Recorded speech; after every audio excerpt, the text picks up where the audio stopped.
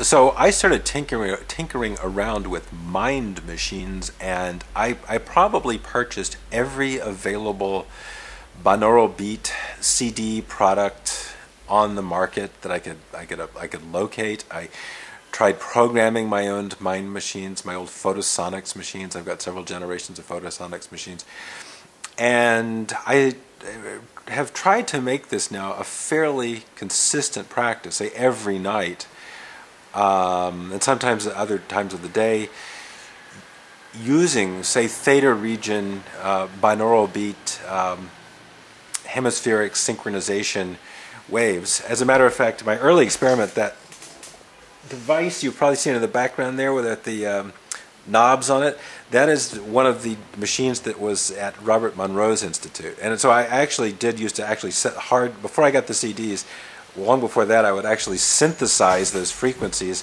with a bunch of oscillators, actually using frequency, binaural beat frequency oscillators that were made to do that by this guy, and I forgot his name, some guy up in Washington that supplied those things to Monroe. So I also became a customer of this guy and was making, just sort of generating my own stuff straight out of the electronics into my ears.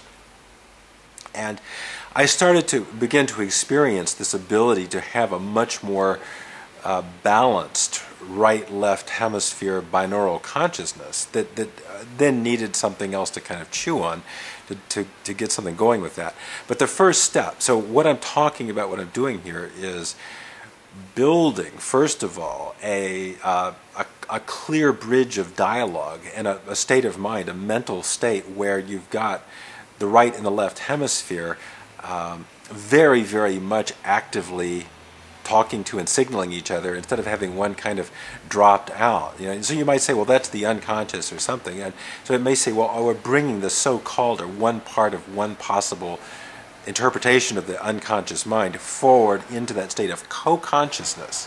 Okay, so this is going to be an absolute foundation to where I'm going to go next. But and how I applied DHE and Grinder's stuff requires developing this kind of co-conscious state of mind, and that very fortunately is now available to us. We don't have to go off to some kind of monastery. We can say just listen to this stuff an hour a night and allow ourselves to go into these co-conscious states. And I think you're going to find that as I develop this thought, it gets more and more interesting.